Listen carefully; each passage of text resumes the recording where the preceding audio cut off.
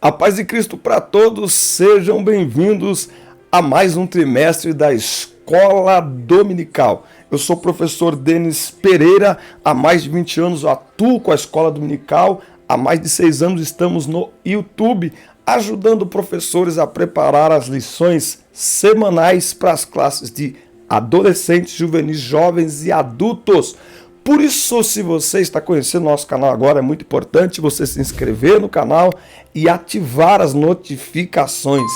Dê like no vídeo, inscritos, não inscritos, dê like no vídeo, isso é muito importante. Deixe o seu comentário que ao longo da aula ele aparece por aqui. Deixe aí o seu comentário e fique atento que tem um conteúdo muito especial para professores da Escola Dominical sendo preparados para os próximos dias. Pegue lápis, papel, caneta, bloco de notas, Bíblia e revista e vamos juntos preparar mais uma aula da Escola Dominical.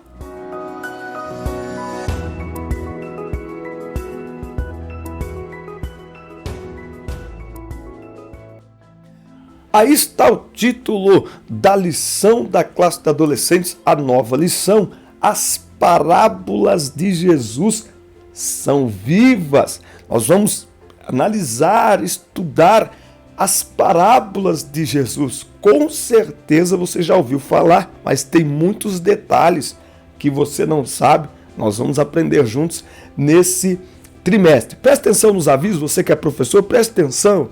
O primeiro link aqui, acesse meu site, clica nele, você vai abrir algumas pastas. Por exemplo, acesse grupos de EBD no WhatsApp. Temos 6 grupos de EBD, onde compartilhamos materiais, conversamos ao longo da semana sobre as próximas aulas e um pouquinho sobre liderança também, tá certo? Tem o meu WhatsApp para ministrações, pregações, palestras, treinamentos. Será um prazer atender os irmãos. Tem o meu Instagram também, siga o nosso perfil, @Denis Pereira Oficial. E na descrição tem diversas formas para você ajudar, apoiar a nossa criação de conteúdo. Esse conteúdo é importante para você, ajuda você a preparar a sua aula? Então apoie o nosso canal, as maneiras estão aqui na descrição. Na descrição também tem um link para você baixar o conteúdo exclusivo em PDF que eu escrevo comentando aí a própria lição e trazendo alguma aplicação para você apresentar na sua sala de aula, tá certo? Muito bem, a revista está na sua tela. Muitos professores não receberam a revista ainda. Você já recebeu? Fala para nós se é nessa cidade já chegou. Fala aqui nos comentários se a revista já chegou. Fala pra gente aqui. Muito bem, o título da nossa primeira lição. Aliás, se alguém tiver o contato do comentarista, vamos ver aqui quem que é o comentarista aqui dessa lição, Rafael Luz. Se alguém nos assiste, tem um comentário do professor Rafael Luz, passa pra gente gravar uma live bem bacana. Aliás, dá uma olhada aqui que tem umas lives já gravadas por aqui. O título da nossa primeira lição é Jesus, o mestre que ensinava por parábolas. Mateus 13:10. Então os discípulos chegaram perto de Jesus e perguntaram: por que é que o Senhor usa parábolas para falar com essas pessoas? É sobre isso que nós vamos estudar aqui na nossa lição de hoje. E aí a gente vai definir a palavra parábola, não é parabola, parábola, entender como as parábolas devem ser interpretadas e como não deve também, e refletir sobre as respostas que as parábolas exigem de nós. É sobre isso que nós vamos falar na nossa aula aqui de hoje, tá certo? Presta atenção, tem um conteúdo bacana chegando por aí. Marcadores de página personalizados, certificados para conclusão de trimestre, tem coisa legal chegando por aí. E tem um treinamento também para professores. Você gosta de ler e ouvir histórias? Jesus contava muitas parábolas, ou seja, ele contava histórias para ensinar ao povo e aos discípulos sobre as Escrituras. Então anote aí, Jesus foi o maior comunicador da história, não só pela importância de suas palavras, mas pela importância que ele dava ao método, às estratégias que ele usava para transmitir estas palavras. O professor da escola dominical, anota isso aí. O professor da escola dominical precisa se preocupar não só com o conteúdo da aula, mas como irá transmitir este conteúdo. Como vai fazer essa transmissão de conteúdo? Você precisa se perguntar. Eu gravei um vídeo curtinho, tá lá no Instagram, e eu postei nos grupos também. Tem muitos professores que ele quer mudar o ambiente da aula, não é? Então, ó, que legal, vamos levar os adolescentes para uma chácara, vamos levar os jovens, os adolescentes para uma praça, para a lagoa, para a gente fazer uma aula diferente.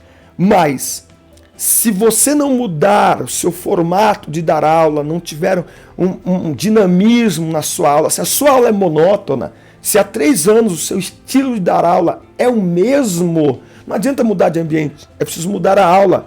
Nós vamos falar sobre isso num treinamento para professores. Você acha que é interessante? Fala para nós aqui nos nossos comentários. Muito bem, tópico 1, parábolas, histórias com propósito. O que é uma parábola? Essa expressão vem do grego parabole, que significa colocar as coisas lado a lado, não é? Comparar, com a finalidade de fazer esta comparação entre elas. Sendo assim, uma parábola a gente pode dizer que é uma espécie de comparação tirada do cotidiano da vida para esclarecer outra realidade. Então, Jesus pegava algo do cotidiano ali das pessoas para expressar uma verdade eterna, algo assim extraordinário. E não só Jesus usava isso, aqui na lição você vai ver que lá no Antigo Testamento tem a parábola de Jotão, tem a história contada pelo profeta Natã, que ele usa lá, um profeta Natã, ele usa uma ovelha, né, e tal. Ele faz ali umas comparações e ele vai envolvendo Davi naquele enredo até chegar naquilo que ele quer de fato falar, não é? Então, parábolas sempre foram usadas largamente ao longo da história. Agora, Jesus aplicou isso de uma maneira muito mais profunda e mais repetida. As palavras apresentam elementos do cotidiano, as parábolas, coisas e atividades do nosso dia a dia para, em primeiro lugar, chamar a nossa atenção. Então, quando eu falo de algo que é comum para você ao seu dia a dia, eu chamo a sua atenção. Então, as parábolas de Jesus hoje, elas incluiriam redes sociais, smartphone, Netflix, enfim, elas incluiriam coisas do nosso cotidiano. Por isso, tanto no Antigo quanto no Novo Testamento, as parábolas são estratégias poderosas para causar impacto na vida dos ouvintes. Sendo assim, toda vez que você tiver contato com os elementos usados na parábola, você se lembrará do ensinamento dela. Então, por exemplo, nós temos a parábola do filho pródigo. Toda vez que alguém vê um porco ou um chiqueiro, automaticamente ele vai lembrar da parábola do filho pródigo. Você tem esse filho pródigo mendigando comida e ninguém lhe dava nada e tal. Toda vez que você vê um mendigo na rua, você lembra da condição do filho pródigo. Então, as parábolas, elas não são apenas um recurso de comunicação, mas um chamado à reflexão e à reação. No caso de Jesus, os incrédulos representavam uma dificuldade ainda maior de entendimento para os incrédulos, mas para os disponíveis a crer, uma facilidade. Veja isso. Então, para os incrédulos, era difícil compreender aquilo. Incrédulos estes, muitos com muito conhecimento, mas que jamais aceitavam entender aquilo que Jesus estava ensinando. Por exemplo, quando ele fala da parábola do bom samaritano. É uma parábola rica, com uma lição extraordinária.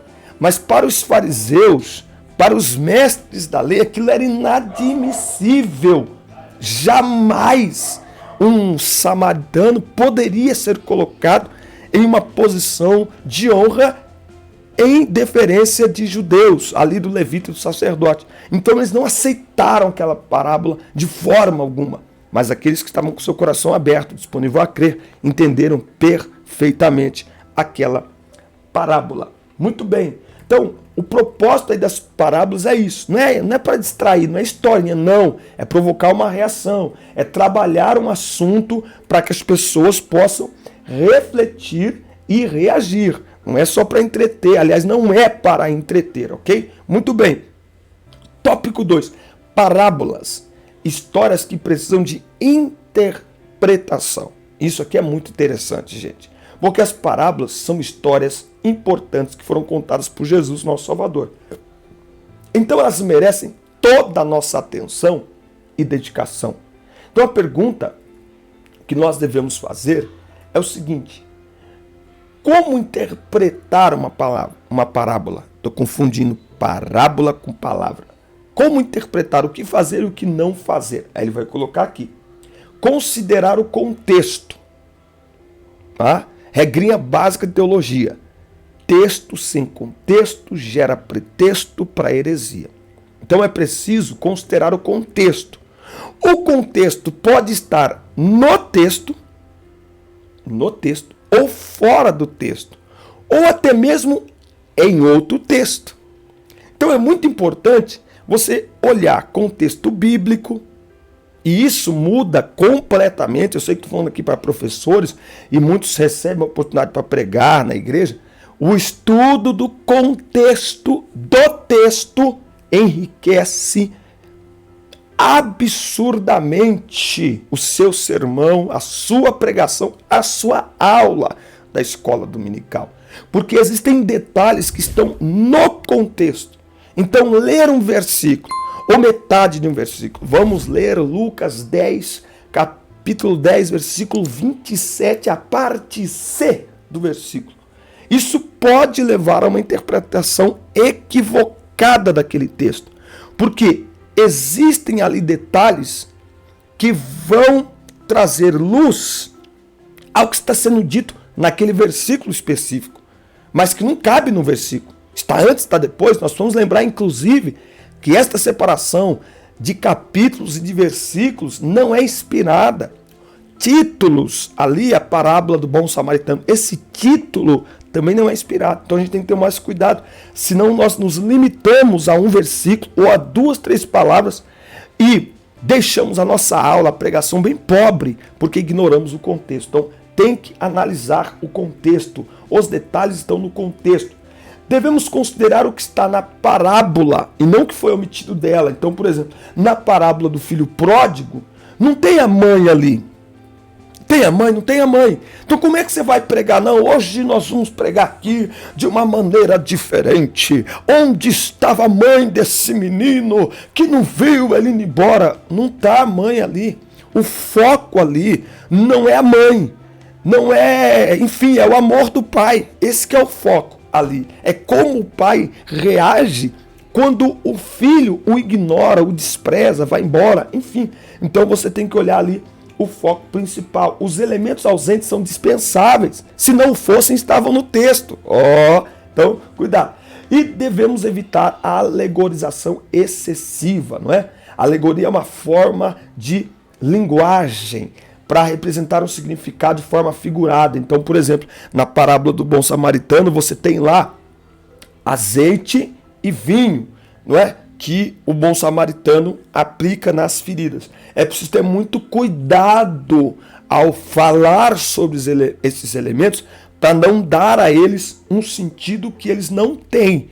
Então, ali está falando de amor ao próximo, não de azeite e vinho. Então, você tem que colocar o azeite e vinho dentro desse contexto de amor ao próximo, não é? Então o azeite, ele acelera o tratamento da ferida.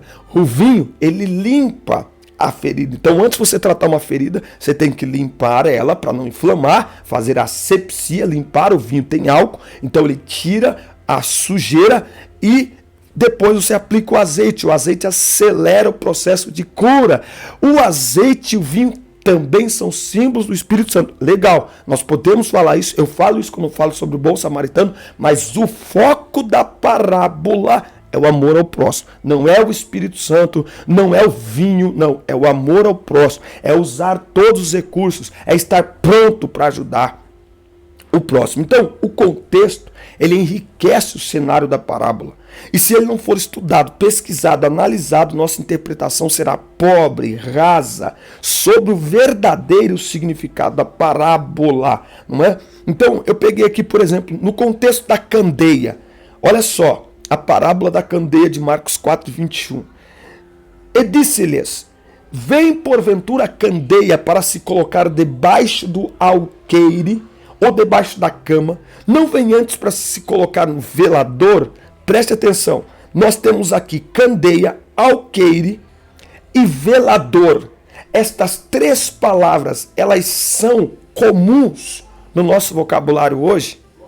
Um adolescente, um irmão que seja, ele sabe o que é candeia. Se você falar lamparina, muitos irmãos vão até saber. Mas candeia, alqueire, velador não é uma linguagem comum para os nossos dias. E como se não bastasse, mesmo quem conhecer sobre isso, nós vamos olhar dentro do contexto daquela cultura. O que representava naquela cultura? Então, dentro dessa parábola, o contexto é uma casa típica da Galileia. Não tinha luz elétrica. Então a candeia era uma espécie de lâmpada, de lamparina, lâmpada, que era colocado nesta lamparina, nesta candeia, azeite e um pano que era mergulhado no azeite, a ponta ficava para fora e você acendia com fogo. E enquanto tivesse azeite ali, esse pano, chamado de pavio, ele ficaria aceso. Agora, aonde que você coloca uma lâmpada hoje nas casas, não é? Não é no teto? Bom, não tinha como você pendurar isso no teto, mas você sempre procurava colocá-la sobre um lugar alto e de preferência no centro da casa. Ou então sobre um móvel chamado velador. Ou o velador poderia ser um móvel em casas, né, que tinha mais grana, ou mesmo, lembra que as casas muitas eram feitas de pedra e tal? Então na própria pedra da parede você abria ali, ou cavava um buraco e você colocava a lamparina ali. Mas o fato é, a luz tem que estar acesa e precisa iluminar, ela não pode ficar escondida. É sobre isso que Jesus está falando aqui. E ele está aplicando essa parábola para dizer, quando ele diz que nós somos luz, nós temos a luz de Cristo, a luz do Evangelho, ela não foi feita para ser escondida, ela está no mundo para ser luz para as outras pessoas, para iluminar as outras pessoas, porque Jesus Cristo é a luz que veio ao mundo. Então, se você não estudar estes detalhes da parábola, você perde o sentido da parábola, não é? Então, com estas interpretações, nossa leitura se torna mais dinâmica, mais atraente, e nossa interpretação desta parábola muito mais profunda. Então, nós não podemos nos esquecer aí dos detalhes escondidos no contexto das parábolas. Tópico 3, parábolas. Elas são histórias que exigem resposta. As parábolas de Jesus convocavam homens e mulheres, jovens e adultos, a tomarem uma decisão, não apenas com a verdade revelada através delas, mas sobretudo com a pessoa que as ensinava, Jesus. Então, no final das contas, Jesus, ao contar uma parábola, ele estava atraindo as pessoas para as suas palavras e para que as pessoas tomassem uma decisão com relação a ele, o Salvador. Então ele estava falando sobre oportunidades, ele estava falando sobre chances, ele estava falando sobre si mesmo e sobre a oportunidade que ele representava para com as pessoas. Então a finalidade do ensino por parábolas era levar as pessoas a assumirem uma vida compromissada com Deus. As parábolas não são apenas um recurso de linguagem, mas uma maneira poderosa de comunicar uma grande verdade de fácil entendimento pelos ouvintes, uma vez que há elementos do dia a dia. mais do que atrair atenção, ela chama os ouvintes para uma resposta à lição ensinada pela parábola. Não é apenas uma lição moral que devemos encontrar no final de uma parábola, mas uma lição prática, um desejo por responder ao tema da parábola, neste caso em relação ao que Cristo espera de cada um de nós. Traduzindo, as parábolas requer de nós uma aplicação prática da sua lição no nosso dia a dia. Então não é apenas para a gente olhar e falar assim, gente, que história maravilhosa. Não basta achar as parábolas uma história maravilhosa.